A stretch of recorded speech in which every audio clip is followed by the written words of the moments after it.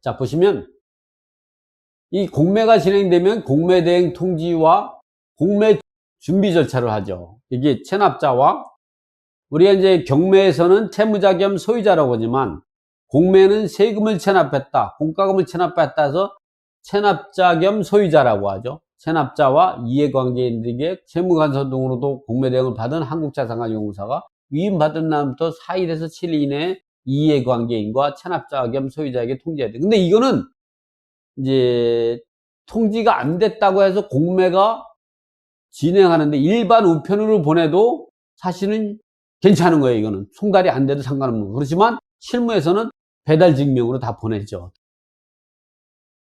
예, 공매 준비 절차는 이렇게 감정평가와 최초 매각 예정 가격과 공매 대상 물건에 대한 현황 조사, 그리고 배분 요구 신청이 종기 결정, 그리고 공매 재산 명세서의 작성과 비치를 하게 되죠. 그리고 우리가 공매 공고를 하게 되면 이제 공매 공고는 신문 공고와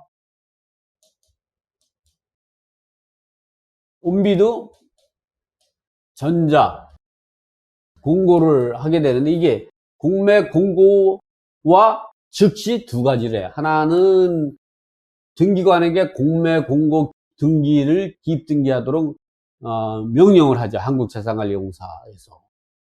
그리고 이해관계에게 공매 통지서를 발송하죠. 이거는 반드시 통지. 이게 공매가 압류 효력이 발생하는 건 공매 공고 이때 압류 효력이 발생하는 거죠.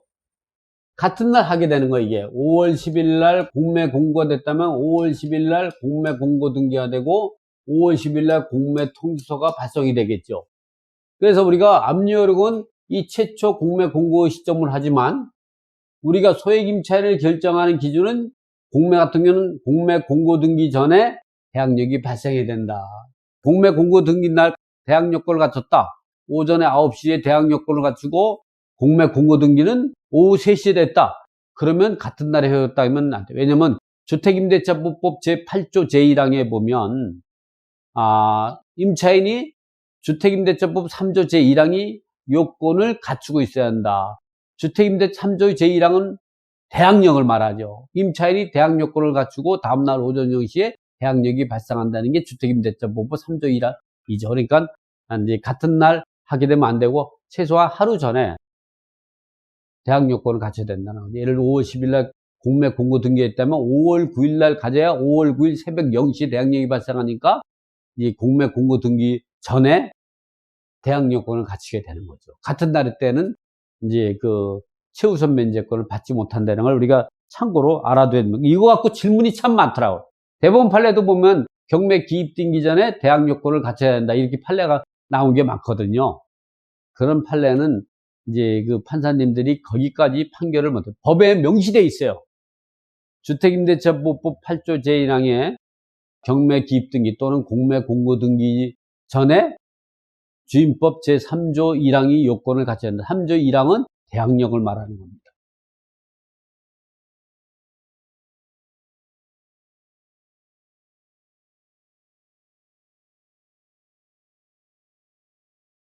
그래서 공매 공고 절차와 시기 이런 것들은 이제 하게 되고 위임받은 날부터 3개월 이내에 공매 공고를 하게 되고 이 공매 공고 즉시에 이제 등기관에게 공매 공고 등기를 촉탁하고 또 이해관계인 체납자 겸 소유자와 이해관계인의 공매 통지서를 발송해야 돼요. 이 공매 통지서는 공매 대행 통지서와 다르게 반드시 통지돼야 돼요. 특히 체납자 겸 소유자에게 송달이 안 되게 되면 체납자가 항고를 할 수가 있어요. 그렇게 되면 공매가 취소되고 다시 공매를 진행할 수밖에 없는 거죠. 근데 이 낙찰자가 잔금 납부하면 공매 통지서 송달되지 않던 그런 하자죠. 공매 절차상 하자가 치유된다고. 치유된다. 잔금을 납부하면 이 하자가 치유된다. 그러니까 이 하자가 효력을 상실한다는 거죠. 그러니까 낙찰자는 적법하게 소유권을 취득하게 된다는 걸 여러분 알아둬야 돼요.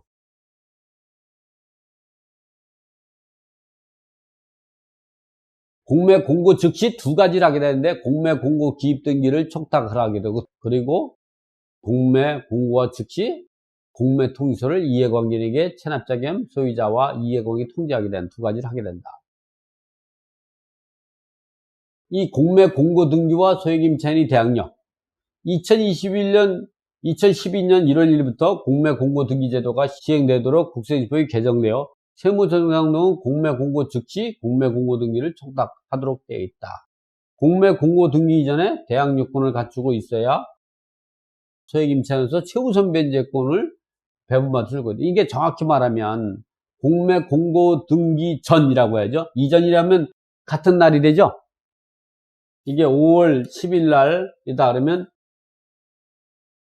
이전이 아니라 전까지라는 거는 5월 9일 이렇게 되죠. 이전이 되죠. 5월 9일 이전이라는 거는 9일까지 포함되는 개념이에요.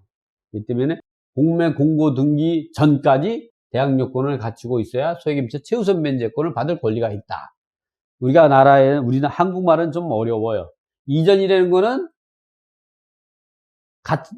공매 공고 등기 날 대항 요건을 갖춰도 된다는 얘기 때문에 그건 잘못되는 거니까 이전이 아니라 전까지, 하루 전까지 대항 요건을 갖춰야 된다. 이해관계인 공매 통지서를 발송하는데 체납자 겸 소유자와 이해관계인 공매 통지서를 발송해야 된다. 이때 뭐 체납자에게도 보내고 납세 담보물권자에도 보내고 공매 재산이 공유물일 때는 공유자 우선만 수하였도록 다른 공유자에게 통지하도록 하는 거죠. 공매 재산에 대한 공매 공고 등기 또는 등록 전일 현재 전세권, 질권, 등기부에 등기되어 있는 사람들은 공매 공고 등기 전에 등기부에 등기된 사람들은 다 통지해야 되는 거죠. 그리고 공매재산 명세서 작성 및 공매물권의 기본 정보. 여기에는 이제 보면 공매재산 명세서, 감정평가한 자료, 그 밖에 이제 그 현황조사관이 조사하거나 이해관계인이 정보를 제공한 거, 이런 것들을 여기서 기록하게 되죠. 자, 이번에는 입찰 방법과 입찰 참여 횟수, 입찰 보증금에 대해서 알아보죠. 입찰 방법은 공매 입찰 시 입찰 자격이 제한. 체납자는 입찰에 참여할 수 없어요. 그리고 공매 관련 세무 공무원, 그러니까 공매 위임관서를 말하는 거죠. 그리고 한국자산관리공사 임직원 등은 직접적으로나 간접적으로나 압류재산을 매수하지 못한다. 이게 보면 이제 법원경매 같은 경우는 그 경매 물건을 관할하는 부서만 이제 그 입찰에 참여할 수 없지만 한국자산관리공사는 한국자산관리공사 임직원 전체가 이 공매 물건에 대해서 검색이 가능하기 때문에 이 물건을 입찰하지 못해요. 그래서 한국자산관리공사는 1년에 2번씩 가족관계증명서를 제출하도록 돼요. 그래서 그 임으로 공매 물건을 낙찰받은가를 검사를 하도록 돼 있죠. 이런 걸 참고로 알아주시면 됩니다. 그런데 중요한 거는 재매각 절차에서 전에 잔금을 납부하신 사람이 입찰을 못하는 것은 법원경매는 입찰할 수가 없어요. 그러나 이 압류재산 공매 같은 경우는 낙찰받고 나서 잔금을 납부하지 않은 입찰보증 몰수당한 사람이 새로운 재매각 절차에서 입찰하는 거가 제한이 없어요. 입찰할 수 있어요. 그런 게 차이가 있다는 거. 그러니까 입찰할 때 알고 있어야 될 내용은 온비도 화면 좌측 또는 하단에 있는 입찰 정보 내역에서 전자봉투 사용 가능 여부를 보고 공동 입찰 가능 여부, 그리고 대리 입찰 가능 여부 또는 차순위 매수 신청이 가능 여부, 그리고 2인 이상 입찰이 가능한지 2인 이상 입찰이 가능한지를 우리가 볼 수 있다. 공매물건 입찰 참여 횟수가 다르다.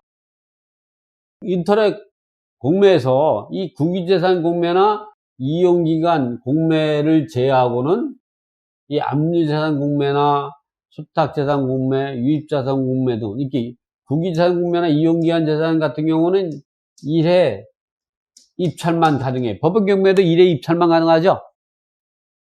공매도 이 국유상 공매나 이용기한 공매는 이해 입찰이 불가능해요. 그러나 이 국유상 공매나 이용기한 공매를 제외한 암리상 공매나 수탁자산 공매나 유입자산 공매 등은 이해 입찰서를 제출할 수 있어요. 그래서 월요일 공매 같은 경우는 기간 입찰이 대부분이죠. 예를 들어서 암리상 공매 같은 경우 월요일 10시부터 수요일 날 5시까지 입찰 기간이 주어진다면 그 기간 동안에 입찰서를 2번, 3번, 10번을 제출해도 무효가 되잖아요. 법원 경매 같은 경우는 2회 이상 입찰서를 제출하면 다 무효가 돼버려요. 그러나 이거는 입찰서만 제출했다. 내가 입찰서를 이제 월요일날도 제출하고 화요일날도 제출하고 수요일날도 제출했다. 그럼 각각마다 그 가상계좌가 주어져요. 그래서 내가 나는 월요일날 거는 너무 낮게 썼어. 화요일날 거는 너무 높게 썼어. 수요일 거는 적당하네. 그럼 수요일날 가상계좌로만 입찰보증금을 납부하면 월요일날 화요일날은 무효가 되고 수요일 거만 유효하게 입찰 결과가 되고 그것이 가장 높은 가격으로 낙찰받았다면 최고 낙찰자가 되는 거죠. 최고액 입찰자가 되는 거죠. 이번에는 입찰서만 제출한 게 아니라 월요일날도 입찰서를 제출하고 입찰보증금을 납부하고 화요일날도 입찰서를 제출하고 입찰보증금을 납부하고 수요일날도 입찰서를 제출하고 입찰보증금을 납부했다. 그런데 월요일보다 화요일날 더 높은 가격으로 입찰서를 제출하고 입찰보증금을 놓아야지 또 월요일, 화요일보다 더 높은 가격으로 수요일날 입찰하는 것이 중요하지 월요일날 제일 높은 가격으로 썼는데 이게 가격이 너무 마음에 안 들어. 화요일날 더 낮은 가격, 수요일날 더 낮은 가격 때문에 그 의미가 없어요. 월요일날 제일 높은 가격으로 낙찰받은 게 낙찰자가 되고 화요일날, 수요일날은 다른 사람이 입찰에 참여해서 2등, 3등 한 것처럼 입찰보증금을 환급계좌로 환불받게 되는 거죠.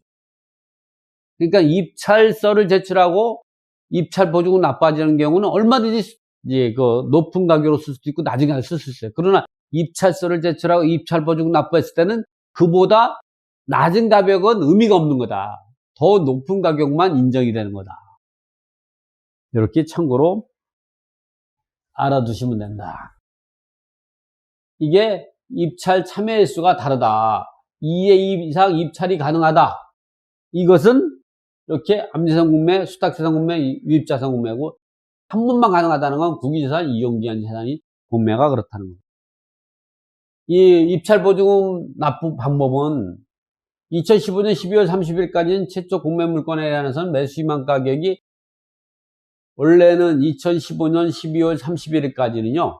내가 사고자 하는 매수 희망 가격이 10%가 입찰 보증금이었다가 2016년 1월 1일부터 현재는 어떻게 되냐면 법원 경매처럼 최저 매각 금액의 10%가 입찰 보증금이에요. 입찰 보증금이에요. 예를 들어서 지금은 2016년 1월 1일부터는 어떻게 했냐? 내가 10억 원에 입찰 가격, 입찰한 금액이 10억 원이요. 그런데 이게 언제면 최저 매각 예정 금액이 얼마면 9억 6천만 원이요. 이렇다면 내가 매수 희망가격이 10억이라도 입찰 보증금은 9,600만 원이 된다. 이런 의사예요. 그런데 이제 공매 물건마다 좀 달라요. 공매 물건마다 최저 매각 금액이 10%가 될 수도 있고, 내가 매수 희망하는 금액의 10%가 될 수도 있고, 요 금액의 3%, 5%만 하는 공매 물건도 있고 그러니까, 이런 것들은 공매 공고문을 꼭 보고, 아니면 입찰서를 제출할 때 납부 보증금 클릭란이 있어요. 이걸 누르면 자동으로 계산이 돼. 그건 나중에 제가 말씀드리겠습니다. 지금 이야기하는 건 압류자산 공매에 대한 입찰 보증금이죠. 그리고 입찰 보증금을 납부할 때 입찰 보증금 1,000만 원 이하, 1,000만 원까지는 한 번에 납부해야 돼요. 근데 1,000만 원에서 1원만 초과된다고 하면 입찰 기간 마감 시간 전까지 몇 번에 나눠서 내고 어떤 사람의 이름을 납부해도 상관없어요. 나에게 주어진 절대적인 가상계좌이기 때문에 그렇다는 거죠. 1,000만 원까지는 일시 납부해야 돼요. 그러나 1,000만 원, 10만 원, 1,010만 원이다. 1000만 1원이다. 이럴 때는 5번, 10번을 어떤 사람 이름으로 납부해도 상관없다. 그 가상계좌에 넣게 되면 유효한 입찰 금액이 된다.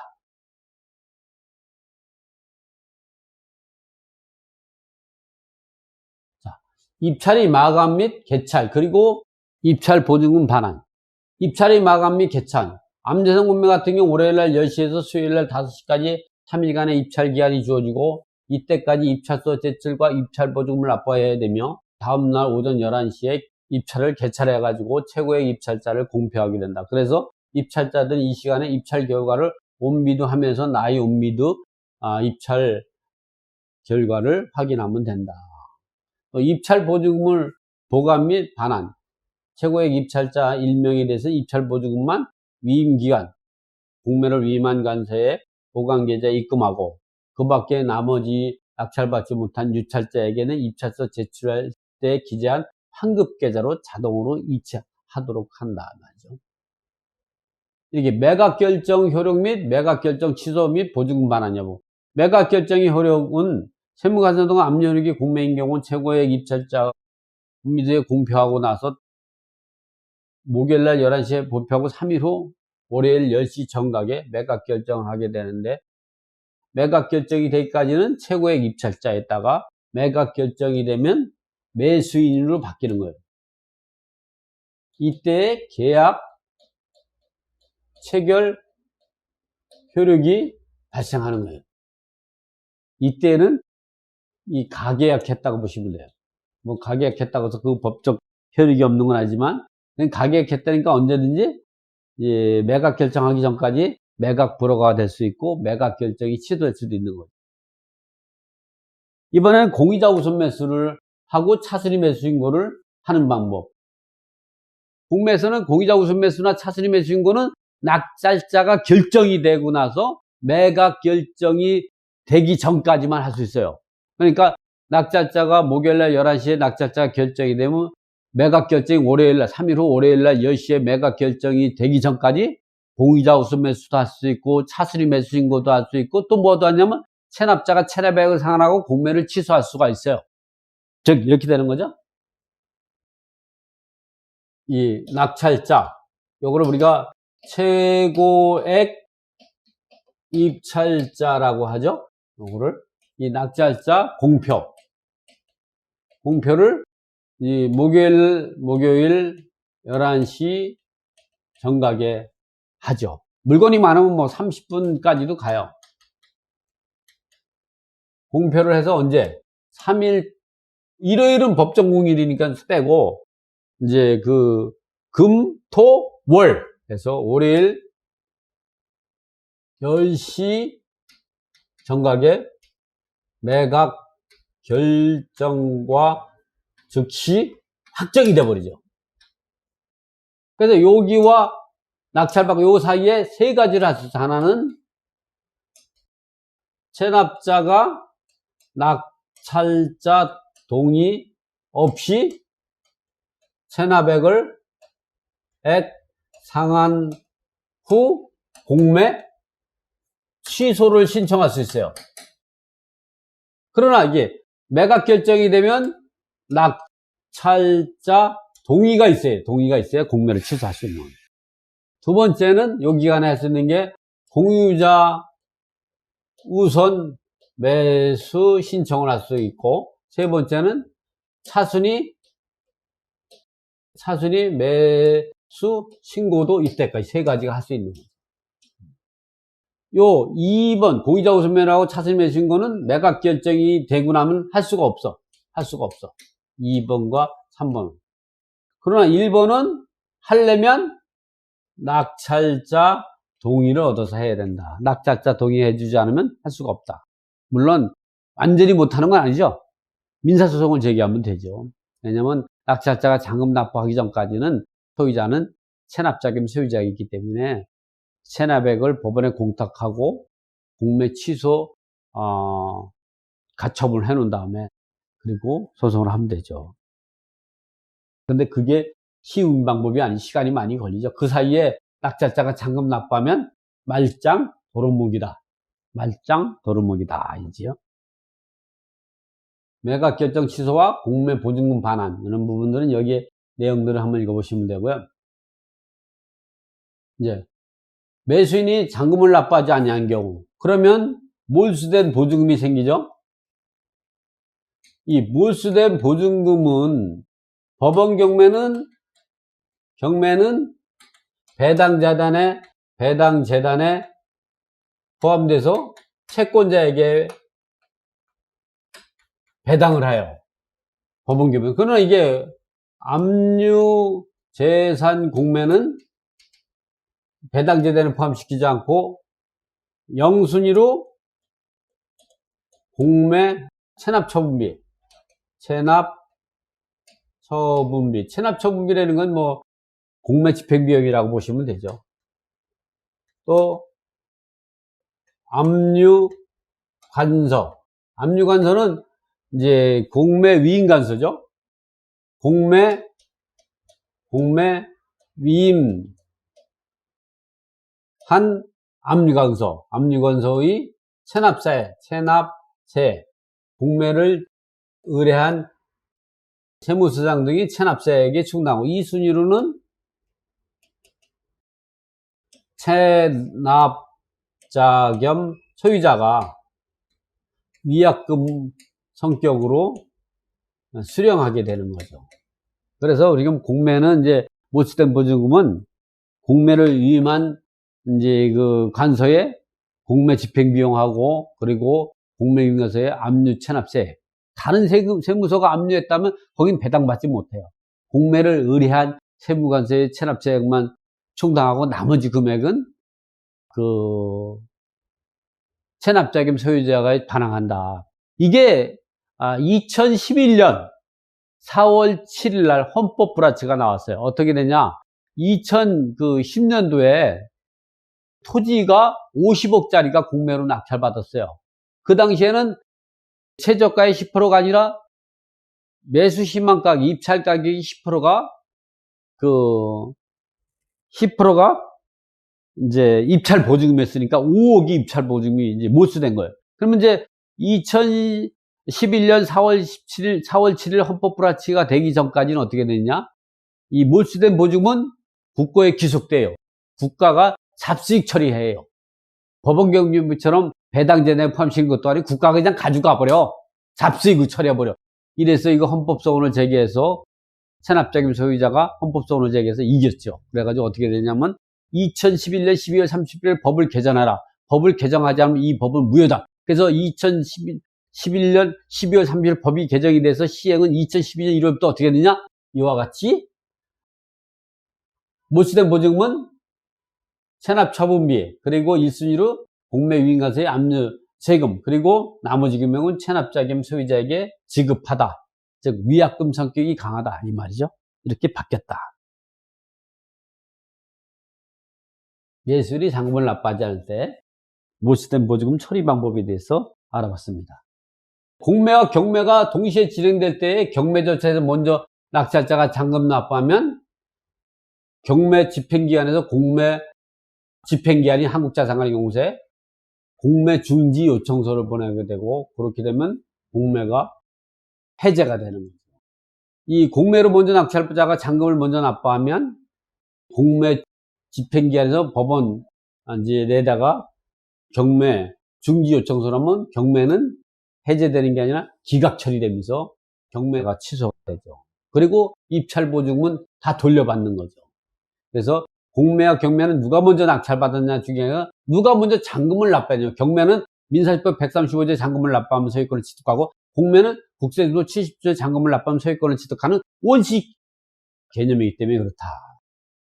매수대금이 납부기한과 소유권 전등기 그러니까 매각 결정과 3천만 원 미만은 7일 이내 3천만 원 이상일 때에는 30일 잔금을 납부하고 잔금을 납부하자면 또다시 납부 최고 기한이 10일을 더 주어진다. 그래서 3천만 원 미만은 최장 17일 이내 잔금을 납부하면 되고 납부 최고한계까지 포함해서 3천만 원 이상인 경우는 납부 최고기간 10일을 포함해서 최장 40일 이내 잔금을 납부하면 지연 이제 없이 잔금을 납부하고 그 기간에서 단 하루만 지났다.